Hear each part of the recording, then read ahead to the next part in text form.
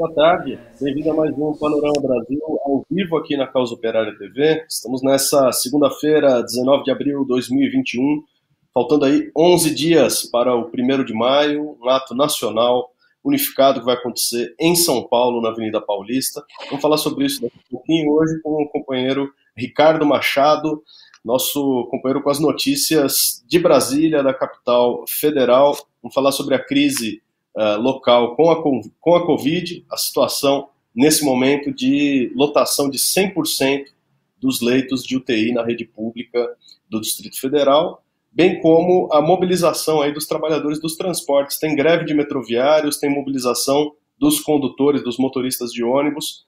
Mais sobre isso daqui a pouco, mas antes, aquele convite para você ficar ligado na nossa programação. Se você ainda não está inscrito, inscreva-se aqui na Causa Operária TV, curta e compartilhe o nosso link nas suas redes sociais e fique ligado na nossa programação. Você também pode dar a sua colaboração, ajudar a sustentar um canal independente como a Causa Operária TV, por meio dos superchats, dos super stickers e também tornando-se membro do nosso canal. Você vê as instruções, as informações sobre como fazer isso daí, como dar a sua contribuição regular, um valor pequenininho para você, mas muito importante para o nosso canal, para esse projeto de uma televisão revolucionária, operária, comunista de verdade. Então, hoje vamos aí às notícias do Distrito Federal, falando com o companheiro Ricardo Machado. Vamos começar justamente pela situação da Covid-19, situação da pandemia. O DF deu a sua contribuição à situação crítica de escala nacional do crescimento do número de mortos. Nós estamos aí passando a contagem oficial de 370 mil mortos no país. Nós comentamos sobre isso no nosso programa no resumo da semana, nesse domingo à noite, fazendo o balanço aqui de que em menos de um mês e meio, né, em cerca de um mês e meio, o país registrou 70 mil mortes, enquanto que demoramos aí mais ou menos um ano para alcançar as 300 mil, ou seja, um avanço extremamente rápido, diria até galopante do número de mortes, extremamente preocupante e às vésperas aqui, entrando no período em que as doenças respiratórias, né, tradicionalmente, como geralmente acontece com a chegada do outono, do inverno, tempo seco, há aí a disseminação e o aumento do número de casos. A gente já viu isso no ano passado, estamos prestes a, infelizmente, ver esse quadro novamente, porque os governos não estão criando a menor condição de enfrentar essa situação. O DF deu a sua contribuição no número de casos e mortos nesse final de semana, com 1.062 novos casos e 38 mortes. O país, nesse momento aqui, está registrando coisa de 3 mil mortos por dia. A média na semana passada oscilou em torno desse número. E pergunto então para o companheiro Ricardo Machado qual que é a situação do DF, quais são os números, qual é o quadro nesse momento da pandemia na capital federal. Boa tarde, Ricardo. Boa tarde, Rafael. Boa tarde aos companheiros do Panorama. Desculpe aí, eu acho que eu caí, não sei. Tá oscilando muito aqui a internet. Mas é isso aqui em Brasília, né? A situação é, como a gente vem falando sistematicamente, né? Muito ruim, vem só piorando por conta da política do governo genocida aqui do Ibanez, em relação à própria questão da prevenção, né, em relação ao Covid. A gente não tem prática, os hospitais já estão com a sua capacidade, né, de leitos aí de UTI já completamente tomada, 100% leitos aqui, tanto nos hospitais públicos quanto nos hospitais privados. Os leitos estão aí totalmente desocupados. Nós temos aí mais de quase 150 pessoas na fila de espera por um leito de UTI, né? Quer dizer, um absurdo. Aí tem setores em hospitais aqui, como, por exemplo, o Hospital da Ceilândia, que até está faltando respirador, como a gente noticiou aí um tempo atrás, faltando até respiradores, o pessoal fazendo gambiarra de oxigênio. Verdadeiro caos, né, que nós temos hoje na saúde pública. Hoje, assim, é modo de falar, porque a saúde nunca a saúde nunca esteve bem de saúde Distrito Federal, mas com o agravamento aí por conta da pandemia, a situação piorou, deu uma escalada assim muito grande. Então nós temos aí em menos de 24 horas, foram registrados mais de 1.000 casos, 1.062 casos, e nós temos aí de sexta-feira para cá 38 mortes aqui em Brasília, né? Então a situação só está escalando, né? Se a vacina, a gente vai falar aqui um pouco sobre isso aí também. Nós temos aí nem 10% da população aqui de Brasília foi vacinada. Isso falando aí do pessoal que eles contam aqui, né, em relação à vacinação, de pessoas acima de 18 anos, né? Então, no caso aí, o pessoal abaixo disso aí também não vai na estatística da questão da vacinação. Então, a situação é muito, muito precária, né? Não tem nenhum tipo de medida, como, por exemplo, hospitais de campanha, não tem nenhum tipo dessa expectativa, né? Bom, justamente, né? Você mencionou aí os hospitais de campanha, a gente tem mencionado aqui os hospitais de campanha eleitoral, né? Porque o resultado prático aí em desafogar o sistema de saúde é praticamente nenhum. Na verdade, o hospital de campanha é só uma promessa, né? Porque até agora os efeitos aí são pouquíssimos na situação de diminuir as filas. E pergunta então qual que é a situação da fila, porque com 100% dos leitos de UTI da rede pública lotados, a tendência é que o número de mortos, o número de pessoas vítimas da Covid na fila à espera de um tratamento cresça, não é isso?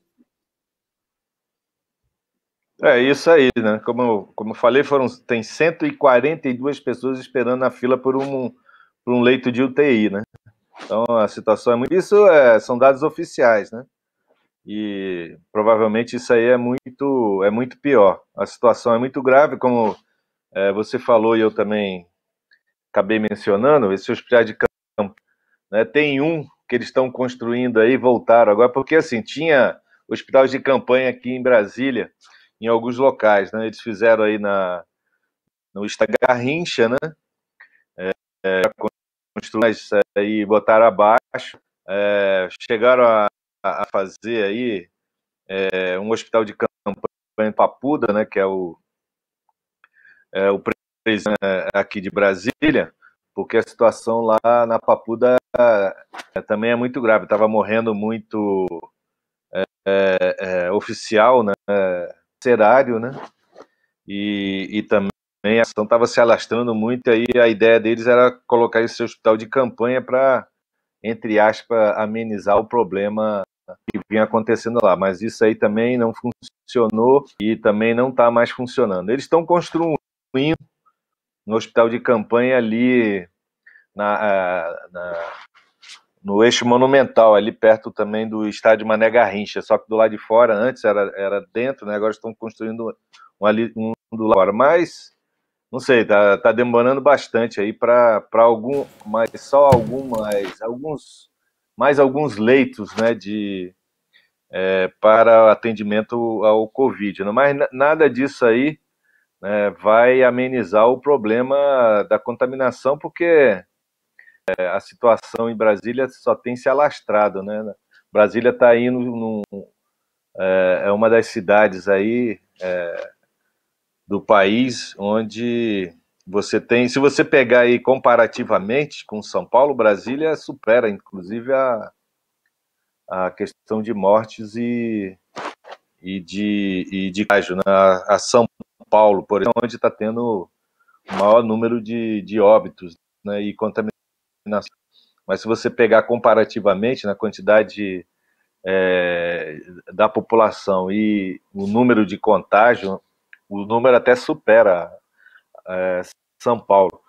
Então, assim, aqui na parte do governo não tem nada, né? Então, o comércio aí voltou, está com as portas abertas, as pessoas continuam trabalhando, continuam se contaminando aí nos ônibus lotados, no metrô. Nós vamos entrar aqui também no assunto, mas o metrô Sul Metrô aqui acabaram uma greve também, né? Então, logicamente, isso aí vai aumentar aí o número de aglomerações no transporte. E é claro que a greve deles é uma greve legítima, né? A gente não pode deixar de falar disso. Não, justamente eu queria um comentário seu, porque não está claro, né? A imprensa capitalista, essa maravilha da comunicação isenta, imparcial, né?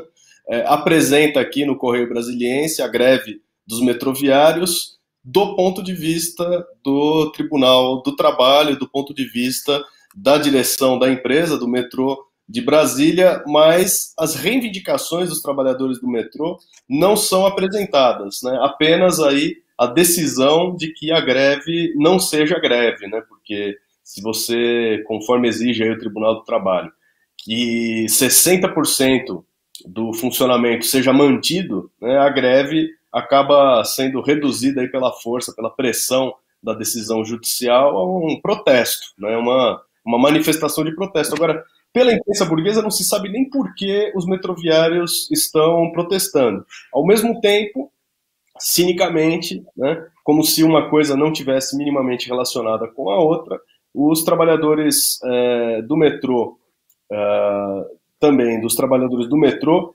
tiveram aí registrada a primeira vítima de Covid na categoria, né, a situação aí que ocorreu na última semana. Então, peço para o companheiro Ricardo explicar aqui para quem leu, por exemplo, a matéria que está no Correio Brasiliense e não entendeu até agora. Qual é o motivo da greve? Qual é o motivo do enfrentamento aí dos metroviários com a Justiça do Trabalho, Ricardo? O enfrentamento com o governo do Ibanez em relação aos metroviários já tem aí já vem percorrendo aí um bom tempo, né? O metrô ele está aí na lista do governo do Ibanez de privatização, então ele está acabaram de privatizar aqui na SEB, entregar para o estrangeiro, que é a Companhia Energética de Brasília, uma das empresas aí mais lucrativas que tem. A Quidilha foi entregue aí de mão beijada aí por uma mixaria para o capital estrangeiro. O metrô já vem aí com uma luta o pessoal do metrô, né, os metroviários, já vem numa luta aí já há bastante tempo contra a privatização. E por conta da própria questão da política de privatização dos governos, né, eles que é aquela política tradicional, né? Você tem que sucatear, você tem que sucatear a empresa para fazer uma propaganda contra a própria empresa, dizendo que precisa modernizar, botar capital privado para poder melhorar os transportes, etc. e tal. Aí vão sucateando. E aí a ideia também é você cortar salário, diminuir o máximo possível o salário dos trabalhadores, para que a empresa, na hora que você for colocar aí o pregão, né, para poder vender a empresa, ela esteja aí ao sabor dos capitalistas. Fala, não, veja, está com aqui a folha de pagamento enxuta, etc. e tal, então vale a pena, né? Então é nesse sentido, aí os trabalhadores estão em greve porque não estão recebendo aí, que é uma parte expressiva, inclusive, do próprio salário deles, que é o vale alimentação, vale transporte. Eles não vêm recebendo isso aí, quer Não, dizer... cara, eu não gosto muito de Felipe Natal, não. Estamos tendo, desculpa, Só o Ricardo, pessoal da estamos tendo produção aí. da produção. Ok, entrou um som atravessado aqui. Desculpa, Ricardo, pode continuar. Então, aí, falta de pagamento, né? Você vê aí, o salário do metroviário já é um salário bem, bem pequeno, né? E você cortando aí o vale alimentação, um vale que custa em torno de R$ 1.200, você corta aí praticamente um terço do salário do metroviário. Isso sem falar de outras cláusulas também que não estão sendo atendidas, vale transporte, quer dizer, então está havendo um corte, né, do governo em relação a questões salariais dos trabalhadores. E aí você tem também, nesse sentido aí, a própria questão que você não fala, porque praticamente eles preferem esconder esses fatos, que é a própria questão da contaminação, né, dos agentes diários, né? Então, agora você falou, noticiado é a primeira morte categoria, né?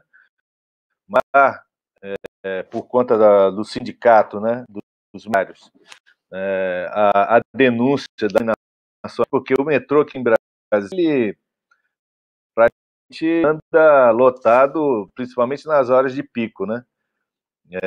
Tematicamente, o metrô está lotado, tem denúncias, fala aqui, né, de relatos de clientes, né, de pessoas, trabalhadores que usam o transporte, e todo dia o metrô tá lotado, né? E agora com a greve, logicamente, né, isso aí vai aumentar. Mas a questão do funcionamento, né, de 60% que a lei está exigindo aí de funcionamento, né, do metrô, é aquele negócio que a gente sempre fala, né? É uma lei que você tem uma lei de greve que não funciona para nada, né? Quer dizer, greve que você tem 60% o serviço tem que ser mantido, porque senão aí vem a justiça com altas multas para o sindicato, etc. e tal. Na verdade, é para inviabilizar qualquer tipo de manifestação, qualquer tipo de greve, né? Mas as reivindicações dos trabalhadores metroviários são mais do que legítimas, né? O governo vem com essa política aí de cortar salários, de sucatear a empresa, diminuir o número de trabalhadores, terceirização e etc. E tudo isso é parte também da política de privatização do governo ibanês, né? Como eu falei, o metrô também está na lista de privatização. Se eu não me engano, está no topo da lista agora da próxima privatização aqui em Brasília, né? De entregar aí o patrimônio do povo de Brasília aí na mão de capitalistas aí que vivem às custas da miséria da população, dos trabalhadores, para poder manter os seus lucros aí, seus privilégios, né? E no caso, Ricardo, no caso dos trabalhadores dos transportes, dos rodoviários do Distrito Federal, há reivindicação de vacina, né? A imprensa fala, como eu mencionei aqui, cinicamente, que os metroviários, né, traduzindo as manchetes, assim, estão reclamando, mas não estão sofrendo muito, né? Porque só morreu agora, um ano e tanto depois do início da pandemia, um trabalhador da categoria. Também é algo que, né, não podemos confiar muito nessas estatísticas. Como é que fica o caso dos rodoviários? Qual que é a situação do protesto? Você acha que pode também se desenvolver aí como uma greve, já que houve aí uma paralisação parcial na última sexta-feira, não é isso? É isso, acho que sim, né? Porque a situação também dos rodoviários né? Os ônibus aqui. Brasília tem quase exclusivamente o transporte rodoviário aqui de passageiros, né?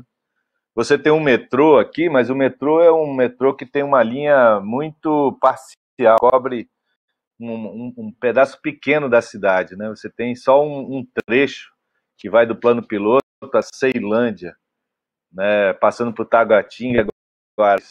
Nós temos aqui o entorno de Brasília aqui milhões e milhões de trabalhadores que não são atendidos, milhões de trabalhadores que não são atendidos pelo metrô. Então, a única opção que eles têm é o transporte rodoviário, que leva aí esses milhões de trabalhadores para poder se deslocar para o trabalho e do trabalho para casa, né? E, logicamente, né, os ônibus aqui em Brasília, eles só andam lotados e os trabalhadores, os rodoviários aí, logicamente, né, e legitimamente, estão reivindicando aí vacina, né, para eles, como é um serviço essencial também, que seja essencial a vacina para esses setores aí também, né.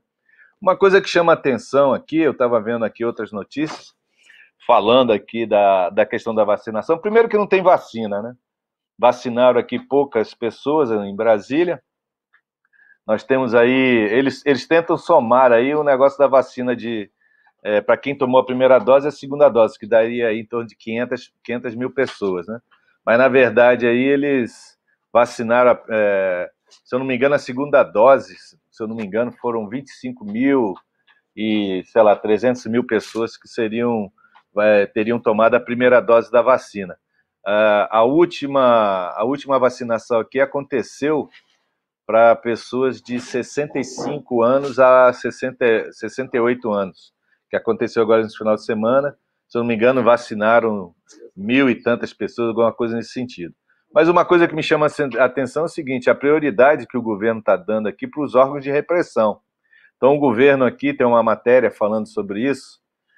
Eu não pautei ela, mas acho que é bom a gente falar aqui, que foram disponibilizados aí quase 3 mil doses de vacina aí para a PM, para o bombeiro, para o pessoal da AGFIS, que é o pessoal que fica fiscalizando aqui os trabalhadores ambulantes, etc., que vai fiscalizando, né, quer dizer, botando para correr, os tradicionais RAPA, né, que o pessoal chama aqui.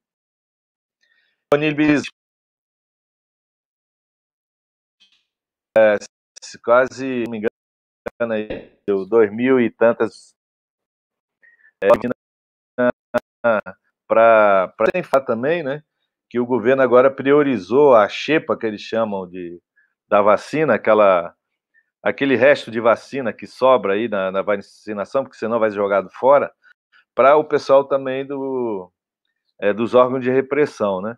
Então, você vê como é que é, assim, para o pessoal, para repressão, né, para ficar cobrando aí multas para aquele pessoal que desobedece, né, entre aspas, né, a lei, né, de não poder abrir o comércio, do cara não botar aí uma banquinha na rodoviária, etc. e tal. Esse aí o pessoal tá sendo vacinado, está sendo imunizado.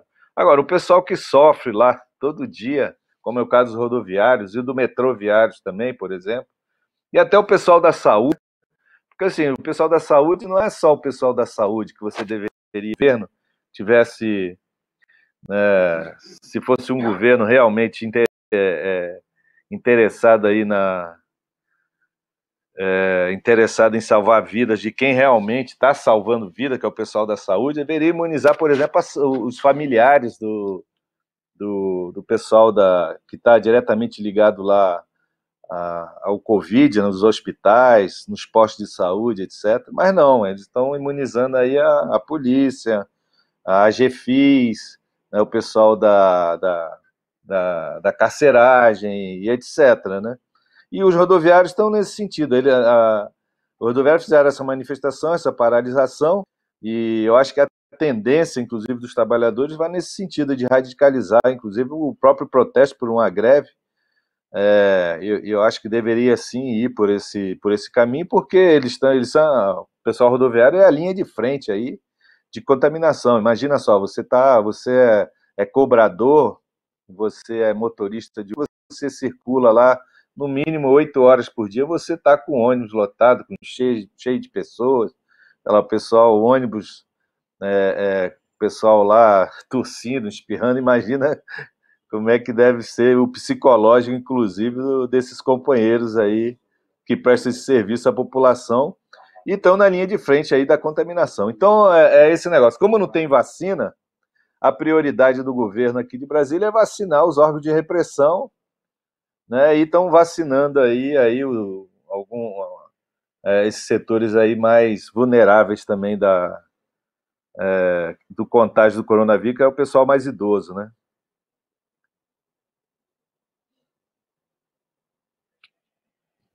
Agora, em meio a isso daí, né, nós estamos aí há 11 dias do 1º de maio, né, um dia tradicional de luta dos trabalhadores de todo mundo pelas suas reivindicações mais sentidas, pelos problemas mais imediatos, e que nesse momento aqui, obviamente, tem no centro dos acontecimentos a luta contra a pandemia, contra o verdadeiro genocídio que os governos estão promovendo aí por omissão e por ação direta contra o interesse do povo, e também o sofrimento com a fome, né, e o desemprego que afetam aí milhões de pessoas em todo o país, né? Nós estamos vendo aí um quadro nacional de paralisia da esquerda, a tendência aí de que se realizem as chamadas lives, né, uma segunda edição do que já aconteceu no ano passado, em que a esquerda se une com a direita no seu fica em casa e na sua paralisia completa. E parece, né, eu peço para o companheiro Ricardo relacionar isso daí à própria situação dos trabalhadores de Brasília, que nós temos aí o problema da mobilização dos trabalhadores colocado para a CUT, né? Qual deve ser o caminho, qual deve ser a perspectiva dos trabalhadores, dos sindicalistas, da militância, do ativismo do movimento operário na Central Única dos Trabalhadores? Qual que é a perspectiva disso daí em Brasília? O que está colocado para esse 1º de maio, Ricardo? Rafael, aqui é o seguinte, a CUT do DF está seguindo aí também a orientação da CUT Nacional, né? A CUT Nacional tirou também um ato virtual e Brasília, infelizmente, também está seguindo aí o mesmo caminho, né? Estão chamando o ato virtual para o dia 1º de maio, e aí eles falam aqui que é para celebrar a data e apresentar pautas e reivindicações da classe trabalhadora, né? Aí eles falam que vão realizar um grande ato virtual, político e cultural. Aí falam que por conta do agravamento da pandemia, né, a atividade acontecerá exclusivamente de forma virtual, né? A transmissão vai ser feita aí pela TV comunitária. Bem, a gente acha que isso aqui é um verdadeiro equívoco, né, da própria direção do movimento, a CUT. Desde o começo da pandemia, né, a gente vem falando isso, criticando também, não só a CUT, mas os sindicatos filiados, praticamente todos eles estão fecharam as suas portas para os trabalhadores nesse momento de pandemia, justamente no momento onde os trabalhadores estão necessitando mais do sindicato, né? O sindicato aberto do começo da pandemia, né? E a categoria de bancário, por exemplo, é uma que está sendo as maiores afetadas, né? Nós tivemos agora aí uma denúncia de uma agência do Bradesco, por exemplo, lá em Planaltina, onde 80% dos trabalhadores lá foram contaminados, né?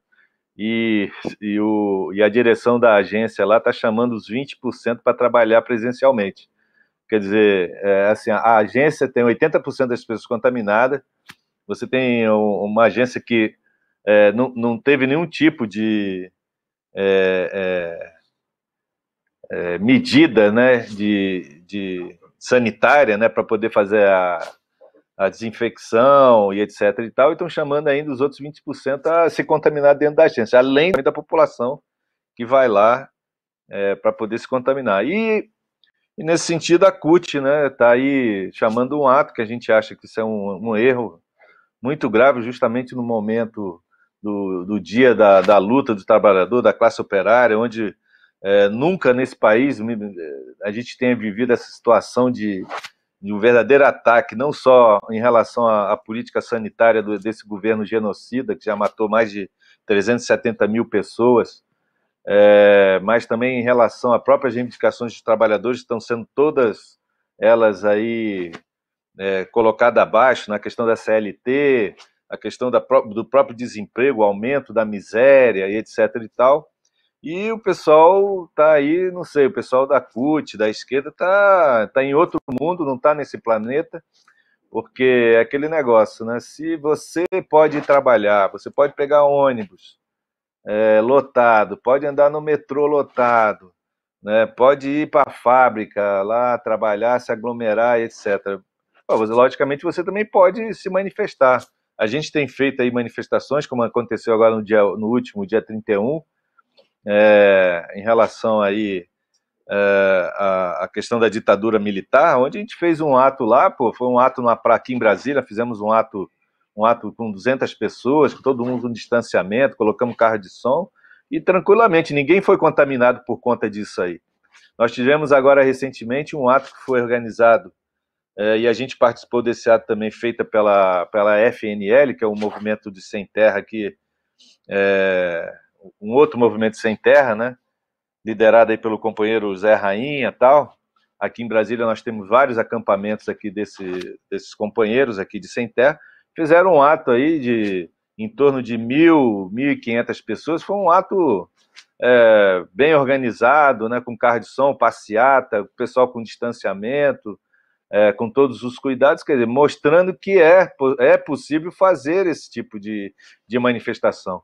A gente não está falando aqui em fazer manifestação de todo mundo grudado um no outro, não, pô, fazer um ato, tem a pandemia, a gente tem que ter os verdadeiros cuidados, mas é necessário ir fazer a manifestação, porque a partir do momento que você deixa de ir para a rua, você abre as possibilidades do governo, dos patrões, fazer o que eles estão fazendo, atacando os direitos dos trabalhadores. Nós falamos aqui dos rodoviários que não estão sendo vacinados, estamos falando do pessoal do metrô que entrou em greve porque não está recebendo salário, isso sem falar, por exemplo, na questão dos professores lá em Brasília, que também já estão falando em retornar às aulas. Eles estão vacinando os professores, mas pô, vacinar somente o professor não resolve o problema da pandemia nas escolas.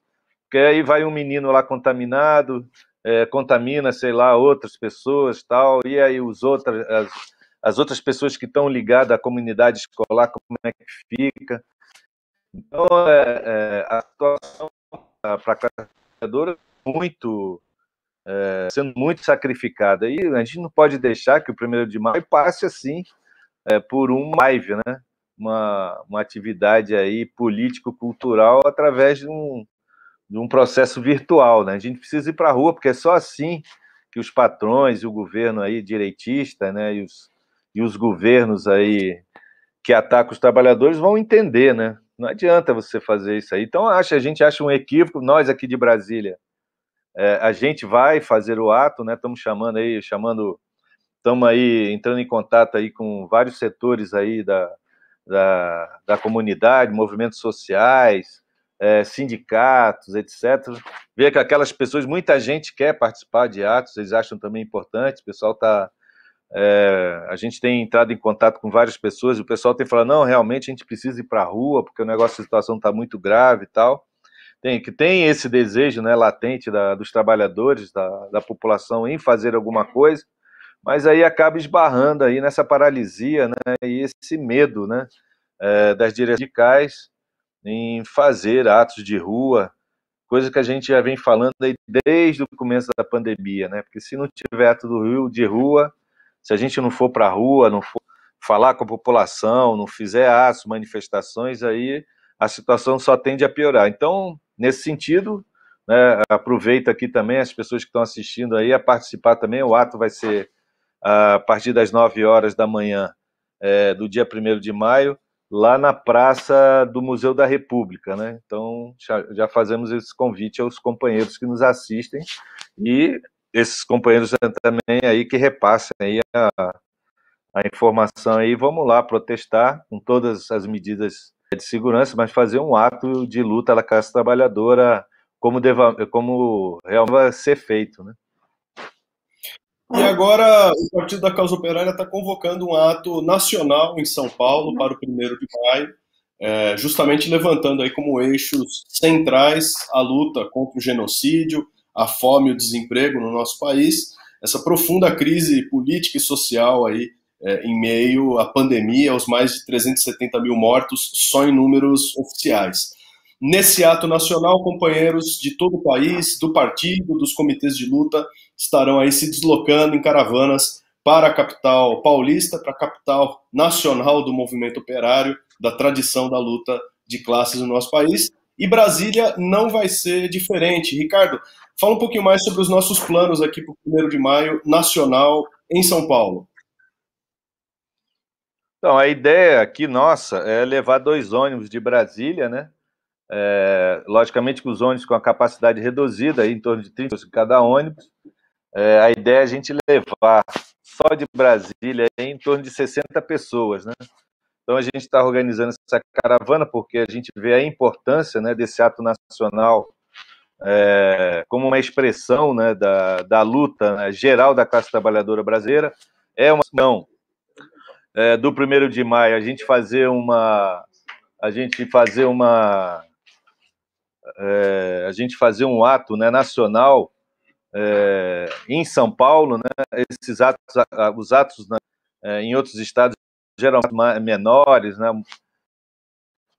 são importantes, claro, né, mas o ato mesmo fundamental sempre foi em São Paulo. Então, nós, do Partido da Causa Operária, nós achamos aí, debatemos no Comitê Central da importância de levar caravanas do país inteiro para engrossar o ato em São Paulo. A ideia é colocar em torno de 1.000 pessoas aí, para mais aí de todo o país, para a gente fazer um verdadeiro ato, né, dos trabalhadores, pela vacinação já, pela redução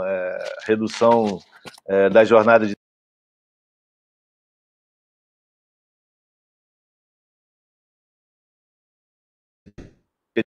miséria do governo, pelas reivindicações fundamentais trabalhadoras e etc. Então, vai nesse sentido. Nós estaremos aí em São Paulo no 1º de maio, né, com uma caravana aí, 2 ônibus de Brasília, para engrossar aí esse ato de extrema importância para a classe trabalhadora brasileira e internacional. Tá certo, é isso daí. Bom, nosso tempo está acabando. Eu agradeço aí ao companheiro Ricardo pelas notícias, os comentários, as informações de Brasília. Você fica ligado no Panorama Brasil, que está aí de segunda a sexta, a partir do 12h15, ao vivo aqui na Causa Operária TV. Amanhã temos mais notícias de todo o país para todo o país e a gente se vê lá. Um abraço, até a próxima.